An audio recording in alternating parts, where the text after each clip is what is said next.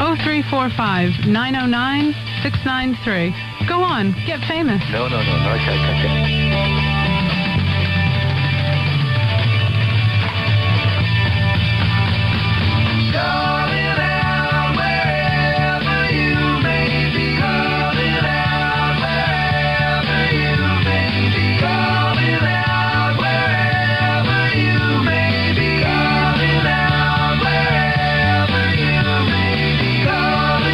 Radio 5.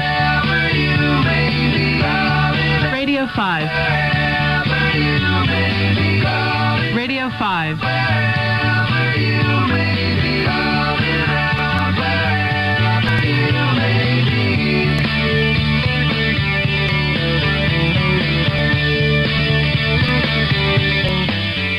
Radio 5.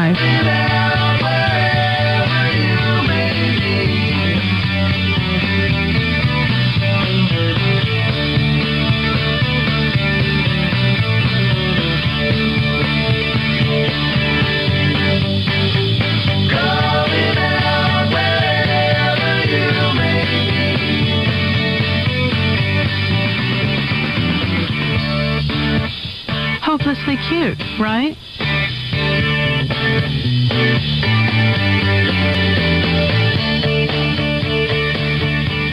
It's a beautiful day.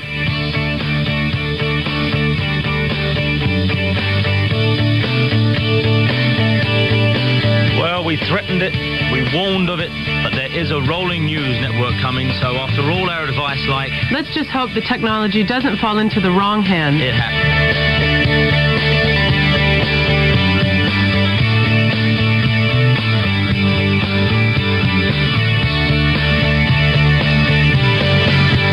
You people didn't care enough.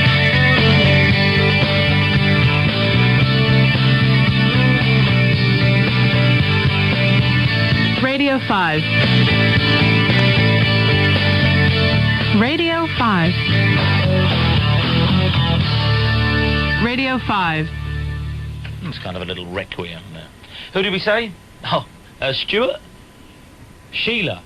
What do you say, Sheila? Hello, Dan. Good morning. Good morning, Sheila. What do you say? Yes, we did care enough, actually. Nobody cared. Nobody yes, cared. We did. Nobody Rolling cared. news. You didn't care enough to listen. From day one, if you No, please. I just like the emotive kind of the emotional rush that that suggestion buys you. They've all been listening from day one. You should quiz people on what happened during Sheila day one. actually has. No, Yeah. Sheila has. Oh, she has? Yes, yeah. I remember very, very well Sheila's very first call. Right. And I... who the hell is she? I know. No, so what do you say there, Sheila? What do you... Sheila's from Bournemouth. I know. isn't it? Of course, Sheila's been sending us stuff for... And by the way, we're thinking, Sheila, here, and I like to do my mail on the air. We're thinking here, Sheila, of... I sent Sheila a rather expensive book once, didn't I, Sheila? Yes, you did. It's brilliant. Yeah, and I was thinking here that those adverts you keep sending me, and you take time to write out in longhand, yeah? Those Victorian well, ads. They're too brittle to photocopy. Ah, but we may want to do them on the TV, but they'll send a car.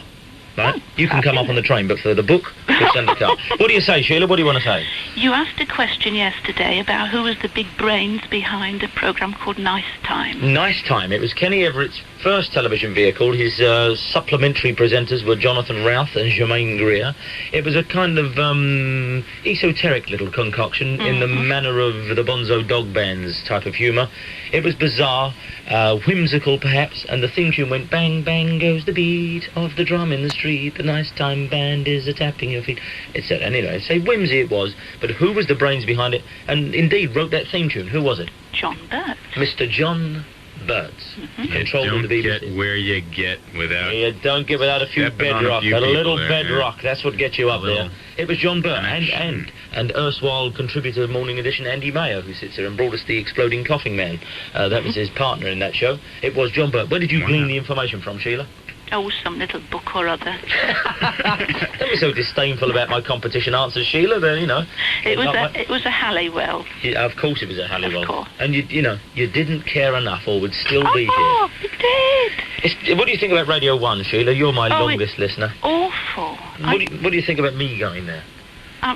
almost speechless. Oh, there. yeah? It's terrible. It's going to sound terrible. all right. It's going to be all right. It's Is gonna be it? okay. Well, I will listen to you, obviously, but I'm not happy. What about these ads they're running in the morning saying, Morning Edition, the final chapter? Well, so I think- let's get those chapters in order, shall we?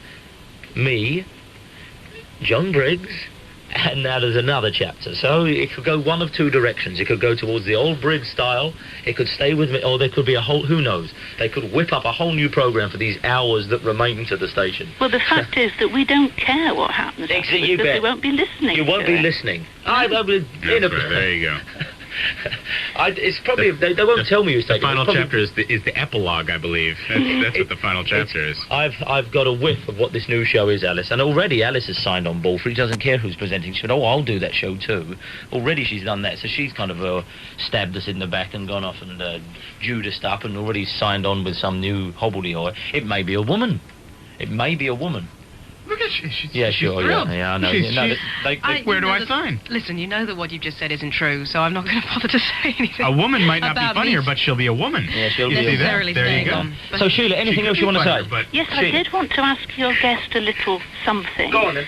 Because he's, you know, American. from the other side. Yeah, well, that's it. Go on then, ask him. In sort of sitcoms and films and what have you, if ever anybody can't get into a hotel, it's always because there's a convention in town. Uh-huh. And in a couple of things I've heard, or it was in Cheers once and something else, it's a convention of Shriners. Shriner. Yeah. And I wonder Shriners, what of on course. earth they are. What is a Shriner? A Shriner, quite simply, are men, rather plump men who wear small red fezzes and drive tiny little toy cars. Yes, they do. I've seen Through that. I mean, it's not town. a joke. They drive them on David Letterman's show. Sometimes the Shriners come through with these little tiny Shriners. pedal cars, Yep. wearing Tommy Cooper hats. Yep. But what are they? They are men who are slightly overweight in red fezzes, Got Tommy the Cooper, description. But it, tiny little car. how does Who one... knows? This is their secret. This is their gig. Who am I to comment on who these guys are? All right, so They're you're from Mars. Are you They happy raise now, money Sheila? for Now we know. kids' charities. Did I you don't ever know. Did you ever understand this Delta Phi Kappa stuff as well? No. If No. you're a man in a No. fez, you only can join one group. Yeah, if you've got a That's little it. tiny car and a If you're fez, a it's little the Shriners. You sort of shrug your shoulders and say, well, they're American, and that explains it Yeah, all, really. well, that insults 2/3 of our contributors. Sorry. Sheila, can I play you a record? I've never done this. What can I play you? What do you want to hear? Well, funny you should say that. Mm. Will you play me Brothers in Arms by Dire Straits? And I'll tell you why, because I had a tape of Do you know, Sheila, that is my least favourite phrase in the world.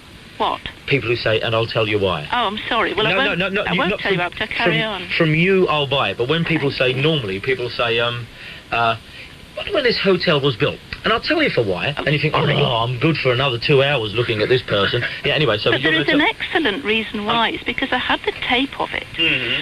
And for some obscure reason, one day, one side of the tape was completely blank.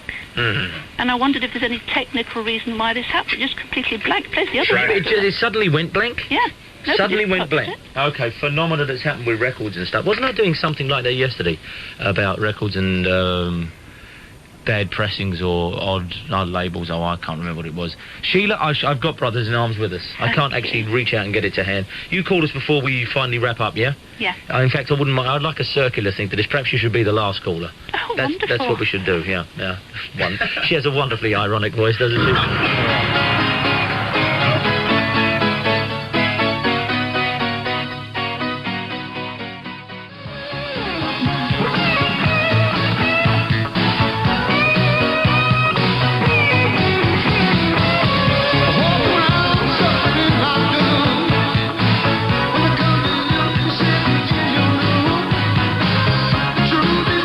We're getting lots of questions about American culture now, David Freeman. What's Binaca? B-I-N-A-C-A. Banaka. Yeah. Banaka. It sounds like a famous pop star. Uh-huh. Banaka is this small little spray stuff that paranoid Americans spray in their mouth quick before they meet a woman. And Okay, Binaca. Banaka.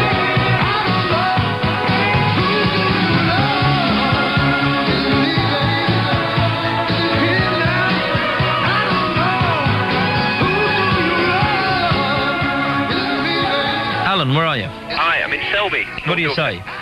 Yeah. Hey, you've rung before, haven't you? No, I haven't. Oh, well, somebody did from your town, Yeah. because it always gives me, let's start this again, you see. All right. Because it always gives me an opportunity to do a joke. So, who's there? Alan, Where are you, Alan? I'm in Selby. Hey, when you go out with a girl, there must be a Selby date. Very So good. go on then, yeah, go on. Yeah, you had a thing about cheap presents. Yeah, that's right, yeah. Cheap presents. Yeah. My gran, a couple of Christmases ago, she came around for the old Christmas dinner, and she bought us a present. She said she bought a decoration for the table. One second, Alan, 1 second. Selby date, sell by date. Go on. Yeah. Yeah, and she bought this present round. She said there's a Christmas decoration for the table, and what it was half a potato, a raw potato, covered in tin foil, with sprigs of holly jammed through it to look like a decoration. And she just plonked it down on the table. How old was she? I guess sort of at that time about 75. Yeah, that's the sweetest thing I ever heard. And now you're ringing a radio station and saying, listen what the crazy old gal did one day. She's not crazy, she's loaded. Oh, was she? Yeah, yeah. Well, that's mean then. Okay, you didn't. If you'd have put that in there first, they would have all taken a guinea from the beginning. That's true. So describe. It was half a potato. Half raw potato, skin still on, Great. chopped in half, so it had it's like a dome, like an island sort of deal, with tin foil wrapped around it. Yeah. And then sprigs of holly forced through the foil and into the skin of the potato. What did she say as she said, brought it in? Well, there you go. It's a decoration. There you go. I've made that. She did actually say she'd made it herself, which we'd guessed actually. Yeah, but you were polite about it, I suppose. Well, yeah, there's not a lot you can say, is there, really? Well, I don't know. It's rather two-faced that when somebody walks out there, you go, look at this whole thing, and lob it out the window. Just onto... Did she cackle an insane cackle and say, you're all out of the will? No. You know the great thing with a gift like that, though, you can peel the tin foil off it and take the sprigs of holly out of it. And if you've got a lino knife, which, you may have around, you can take the flat side, the half of a potato that's moist, the cut side of the potato, yeah? Score some kind of pattern into it, dip it into a saucer full of paint, and you can make kind of prints with it. Yeah, you can make borders. If you've got a kind of Victorian... Huh? We've already mentioned Tony Hart once this week. Well, yeah, I mean, that'll be a screw you guys. I'm trying to give it hints out here and you're just... sarcasm. No, well. BBC Radio 5 on 909 and 693 AM. The news headlines. Brazilian police have suggested that the train robber Ronald Biggs should be sent back to Britain in return for Brazil's most wanted man who's turned up in London. The man the Brazilians want masterminded a corruption scheme which led to the downfall of President Collor. The man in charge of monitoring secure accommodation for dangerous psychiatric patients has warned that a shortage of places is leading to some patients being released too early. He says in some cases the public is put at risk. 4 men arrested in connection with the murders in South London of PC Patrick Dunn and a suspected drug dealer are still being questioned by detectives. Michael Jackson has postponed another concert just hours before he was due to go on stage in Chile. He pulled out complaining of a bad back. About 5,000 fans shouted insults and threw food at the stage in disgust. And a man has been beaten and robbed of antiques worth £100,000 while changing a wheel on his car on the M6 in North Staffordshire. Now the sport. The World Match Play Golf Championship lost 2 of its big names in the opening round with defeats of Seve Ballesteros and John Daly. Ballesteros, who said he was too tired to play properly, was easily beaten by David Frost. Daly went down to Steve Elkington, who now plays Nick Faldo in today's quarter-finals. The other matches today, Woosnam against Frost, Price against Pavin, Langer against Montgomery. Lou Macari is expected to be named as the new manager of Celtic today. He's been having talks with the club after Celtic and Stoke agreed compensation for Macari's services on Wednesday. Alain Prost is in provisional pole position for Sunday's Japanese Grand Prix. Michael Schumacher was second quickest in today's opening practice. Damon Hill was 5th fastest. Britain's Claire Wood has reached the quarter-finals of the Autoglass Tennis Classic in Brighton. She beat Leila Meshki in straight sets. She'll now play the 3rd seed Mary Pierce. World number 1 Stephen Hendry lost to Peter Ebdon at snooker's Skoda Grand Prix in Reading last night. Ebdon won 5-4 to reach the last 16. And the Philadelphia Phillies beat the Toronto Blue Jays 2-0 in baseball's World Series. The Blue Jays now lead 3-2 with 2 games left. And we got quite a lot of children and young adolescents, Alice. We have more than you'd imagine. And so I tried to get my little potato print thing out there. I did the potato print thing. And what was that you said? You curled the lip and said, oh, listen to Tony Hart. And this far into our relationship to On October the 25th, Radio 5 begins a brand new show. John Inverdale's Drive-In between 4 and 6:30 every weekday will have the best star interviews, sports news as it happens, plus features, competitions and a racing roundup. So tune in to Radio 5 on Monday the 25th of October for John Inverdale's Drive-In. Great sport and great entertainment.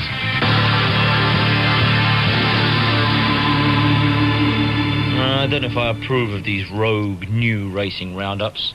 I like to, I like the morning You've ones. been reminded all week that we've got a little bulletin on that, haven't we? Oh no, it's 5:32. Is it going to be? Is that right? 5:32 in a few seconds. 5:32. Yes. You're probably working with pros who hit it on the nose. Messages stuck everywhere by Cornelia said, please mention it. So I've done it. 5:32, and it'll One of the probably- most timely trails you've ever played, I think. I'd have thought so. And Yes. here is Robert Cooper to flesh out that thought. National Hunt Racing has stepped up a gear this week, Cheltenham and Wincanton, and today there are 2 jump meetings at Newbury and Exeter. The only flat meeting this afternoon is at Doncaster, the first of 2 days, the highlight of which is tomorrow's Racing Post Trophy, for which Neville Callahan's Fairy Heights is the 5-4 favourite. But let's start with jumping. There were definite signs of the thrills of the winter game at Wincanton in the Desert Orchid Chase. The veteran chaser Panto Prince outspeeded young Hustler in a thriller. It was for 12-year-old Panto Prince's 25th win of his career. He was brilliantly ridden by Simon McNeil, who stepped in for Brendan Powell, who was a bit shaken after a heavy fall earlier in the afternoon. Panto Prince may next take on Jadami, the Gold Cup winner. That's in the Charlie Hall Chase at Wetherby. Well, there are more stars in action at Newbury today on the all-jumping card. In the first race at 2:10, that's a 3-mile handicap hurdle. Arce Ladd makes a hasty reappearance after his victory on the flat last weekend in the Cesarewitch at Newmarket. How has he come through the race? What's expected of him over hurdles this winter? Well, let's find out from his trainer John White, who joins us on the line. Good morning, John. Good morning. You're keeping Arce Ladd pretty busy. Yes, he come out of the race with no problems at all, and he's a very, very tough old customer. He'd had a bit of a break before the Cesarewitch, so this race is always in mind. As long as he come out of that race all right at Newmarket. I know he pounced at the last moment at Newmarket, but it is one of the most gruelling handicaps of the year, isn't it? Well, to be quite honest, he never really got racing until about the 2 furlong marker, and I don't think he particularly had a hard race himself. A lot of other horses in the race would have had a lot harder race than him. He's no stranger to hurdles. He's won 5 times. In fact, he's got a very good record over hurdles. Do you see him long-term as maybe a Cheltenham Stayers in the Cheltenham Stayers race next year? Well, the main reason actually running him today is he's not really a natural jumper, and he needs all the experience we can get into him before he starts taking on the real tough boys. I don't really see today's race as being too much of a problem to him. I think he's a little bit ahead of the handicap over hurdle. Do you see him continuing over extreme distances? He's won over 3 miles 3 at Newton Abbot. It's 3 miles today. Or could he run over less? Has he got the pace to run over a shorter trip? He won over 2.6 at Ayr, which looked a very competitive handicap off quite a high weight. He got squeezed for room that day. Looked like he needed plenty of foot. He's got a tremendous turn of foot for a big horse. He's nearly 17 hands. The main thing, he's a bit square. He's not really a natural jumper, so we need to really get a bit more experience into him. Good galloping track like Newbury will suit him. Ideal, really. I think that's probably, and the ground is going to be ideal today. He doesn't mind it very, very heavy, but good ground is probably his best ground as long as it's genuine good ground. You're fast making a name for yourself over jumps. You're blazing the trail at the top of the trainers' table. I mean, your total for the last 5 years has been 21 winners. You've got 27 already this season. You're out-piping Martin Pipe. Well, you've got to get there eventually somehow if you're going to stay in this job, and I can see it. So I'd like to see progression get up probably to 50 winners, 75 over the next couple of years, up to 100 winners within 3 to 4 years. Have you got the ammunition to keep up the pace during the next few months? We will start to slacken. Obviously, racing gets much more competitive once it gets going properly, and I suppose we're going to find it a bit more difficult with the Reeveleys and the Twist and Davis and the Pipey coming through. So if we finish in the top 10 of the training table this year, I'll be very, very pleased. Certainly doing well. Well, just must ask you, in the novice chase at Newbury today, you run Charlie Johnson, who won at Plumpton last month. Can he win again? I think place prospects would be his best chance. Good luck with both today. Thanks very much for joining us, John White. Thank you. Arce Ladd was ridden by Adrian Maguire in the first race today. For Newbury, the going is good, and there are roadworks on the A34 south of Newbury. Others to note on the card, on the 7-race card, Distrain in the day's feature race. That's for Glyndwerd International Chase. He could beat last year's winner Brandeston. Also, Leotard should again beat Nahar in a handicap hurdle at 4:40. The first race at 2:10. The 6-race card at Exeter starts at 2:20. The going is good to firm. Ian Balding's high-class hurdler Crystal Spirit makes his chasing debut in the novices chase at 3:50. Earlier, Richard Dunwoody should win the novice hurdle at 2:50 on allegation for Martin Pipe. There are now 8 races at Doncaster. That's the flat meeting today. The first race at 1:25, a last at 5 o'clock. Looks the kind of day that pays for the bookmakers' winter holidays. Very difficult indeed, although Knock to Enter and Allegan will be a popular short price double during the afternoon. The going at Doncaster is good, and it's good to soft in places. And finally, if you've got £25 million lying idle, you could do worse than snap up Epsom, Sandown and Kempton. That's the price being asked by United Racecourses for their 3 tracks. If you haven't got the cash, don't attempt a £1 million double on our 2 selections. The risk factor is high, although they both could win. They're both running at Newbury. Arce Lad in the first race for 2:10, and at 4:40, number 3, Leotard.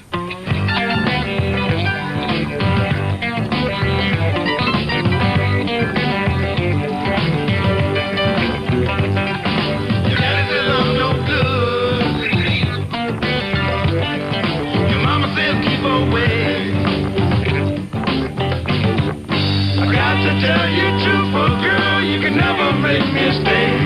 I got something. Anyone who's ever answered a competition on this show can win again. Double your prize by simply calling the regular number 0345 909 693. And once you get through, answer your question again. Just give me your answer, and I'll say, what was that then? So do you remember that one? If you've ever won before, win again. It's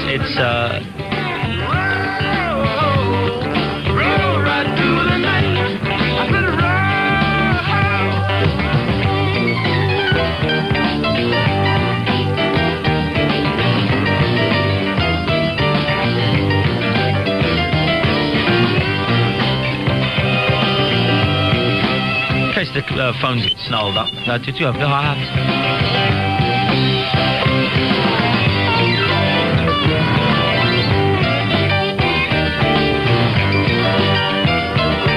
Alice, what's the phone number? No, what's the fax number? The fax number is 071 636 7327. Kitty, kitty, kitty, kitty, kitty, kitty, kitty, kitty, kitty, kitty.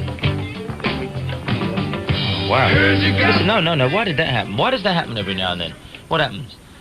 It's Alice. Alice, you turned the records down, allegedly. Yeah, you turned... Yeah, you nearly did it again. Come on.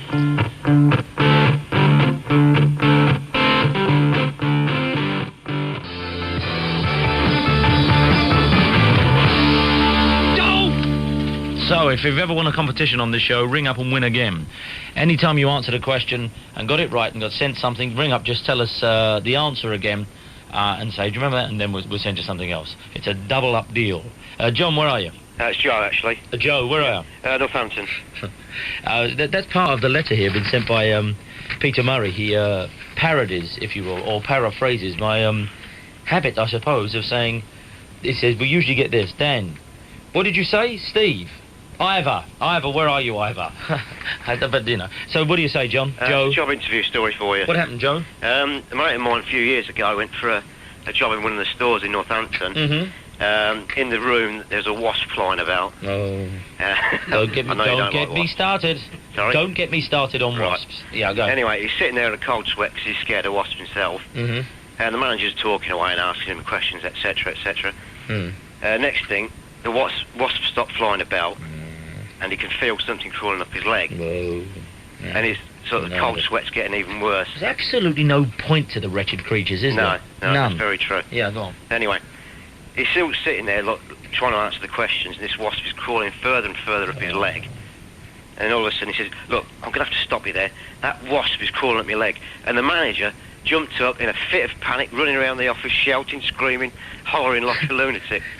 So at the end of the day, the wasp stung him. Can I see, I lost the story about halfway through. It was crawling up the interviewer's leg, not the interviewee's. The interviewee's leg. The interviewee's leg? Yeah. Oh, and did he go into the wild dance? No, but the manager did. Why? I don't know. Why did that? Yeah, exactly. That's where I lost the story. So it was crawling up your friend's leg. Yeah, that's right. But his inquisitor went into the dervish thing. That's right. He ran around the room like a lunatic. Did your friend get the job? He didn't, unfortunately. He didn't get it? No. It's hard. He can't. What? Because every time he'd pass him by in the halls, from there on in, for the rest of his career, he'd go, wasp guy. Yeah, well... Hey, the wasps. Making fun of his boss. That's right. His would-be boss, and he had the Indian sign over him because he'd seen him without dignity. Exactly. Right, yeah. I would like... anyone who's ever seen we've done this before about teachers losing their dignity, but anyone who's ever seen people in authority lose all authority and dignity, I'd like to hear about that. But these wasps, eh, Joe John? John. Yeah, I know, but Joe John, these wasps, just, what do you think? Oh, they're a pest. Oh, they're just the worst thing. Alice, you know I don't like wasps, don't you? Yes, well, ever since you got stung, what was it, while you were driving somewhere? And there was No, I've never been stung. That's the terrible... I thought it stung you on the neck. No, I have a wasp-shaped sword of Damocles hanging over my head. I know it's coming. I know I can't get through this veil of tears without at least getting stung once. But when?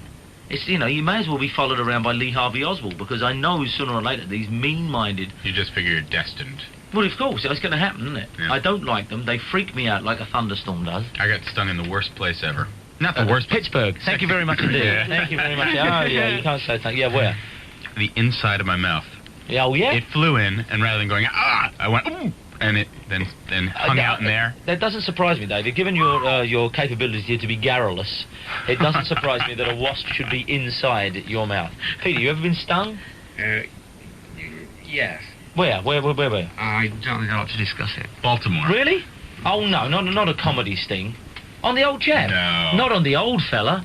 No, he was stung on the old in the thigh. Inside of thigh. He initially pointed to the old fella there. And it gives this a great old punchline from a wonderful musical gag when the fella actually has that and can go to the doctor. He says, well, what do you want me to do about it? He said, well, I want you to take away the pain, but leave the swelling. Thank you very much indeed. It's take away the pain, but leave the swelling. That's what it is. My Cadillac, what to my surprise? No, cut. A little Nash Rambler. Radio 5 weather, very similar setup to yesterday. However, any showers are more likely to affect the North Sea coast of England, especially the East Anglian coast, rather than those of Scotland. City by city, Glasgow and Belfast, mainly fine and dry, though turning cloudier with time. Fairly cold, the high is 10 Celsius, 50 degrees Fahrenheit. Aberdeen, Edinburgh, Newcastle, mainly dry apart from an isolated shower near the coast. Some sun too, and the high is 10. Liverpool, Manchester, Birmingham, Cardiff, Bristol, Exeter, mainly dry with sunny periods and quite breezy, the high 11. Leeds, Hull, Leicester, Derby, Southampton, sunny intervals, 10 to 20% chance of a light shower that should turn dry from about mid-afternoon, rather cold and windy, the high 11. Norwich, cold and showery, though brightening up later, the high 9. Ipswich and London, sunny intervals, 30% chance of a light shower, cold and windy again, the high 11 Celsius. And the weekend weather, the weather will be similar tomorrow, with many places having a fine day. Any showers should be confined to the southeast and to the far north. Travel news now. In Surrey, northbound traffic on the M23 is reported to be heavy and slow between junctions 9 and 8 this morning, with traffic trying to join the M25 clockwise. On the A251 in Kent, an accident on Faversham Road in Challock at the junction with White Hill. That's causing some delays. And in South London, there's a 2-mile tailback on the A3205 Battersea Park Road because of roadworks and diversions near Stanmer Street. In West London, the A4020 Uxbridge Road in Shepherd's Bush is closed westbound after an incident between Wood Lane and Bloemfontein Road. There are diversions, but there's also severe congestion. The A143 in Suffolk is closed until after the rush hour at Bottersdale. That's 5 miles south of school. That's after a paraffin spillage last night. In the West Midlands, northbound traffic on the M6 is heavy and slow moving between junctions 4A and 5, southeast of Birmingham. And finally, in Dumfries and Galloway, the A74 Carlisle to Glasgow route has both slip roads closed at the junction with the A709 Dumfries Road, with diversions through Lockerbie. BBC Travel for Radio 5. Now we're doing 120 as fast as I could go. The Reverend pulled alongside of me as if we're going slow. The fella rolled down his window and yelled for me to hear, "Hey buddy, how can I get this car out of second gear?"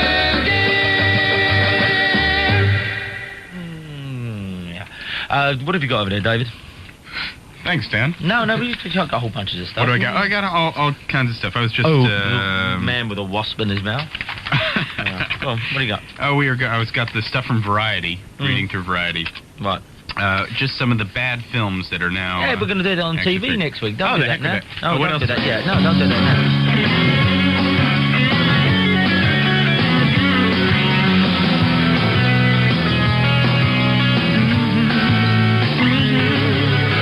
Start faxing us on, what number is it, Alice? 071 636 7327. For the last day, what songs are we going to play? What is this has become a standard on the show, Fantastic Planet of Love. So we'll. The way you smile. And where was Woodstock? Where was Woodstock held? Okay. Girl, you know that's one thing I ought to learn how to do. Won't you hear my planet of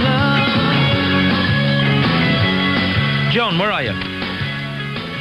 John? Hello, I'm in Crieff in Scotland. Aha. Okay, what do you want to say? Right, well, my wife's cousin once got a Christmas present as an address book, and from an old aunt. And when she opened it on Christmas morning, it had all the addresses her aunt used to use.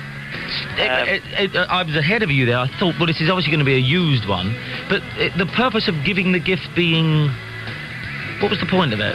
Well, I don't know. I think the old aunt's just a bit dottery. Did they have exactly the same stuff? No. Wait. An aunt of about 80. Wait there a second, John. Hang on, mind a minute.